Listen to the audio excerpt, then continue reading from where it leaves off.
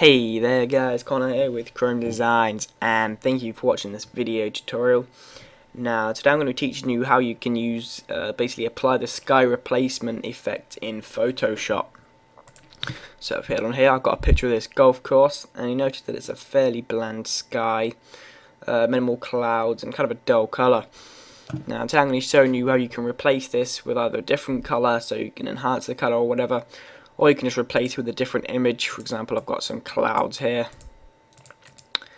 But anyway, let's start, shall we? Now, if you've got your image in, the typical way that you do this is you'd go to the magic wand tool and you just start to click around and do it that way.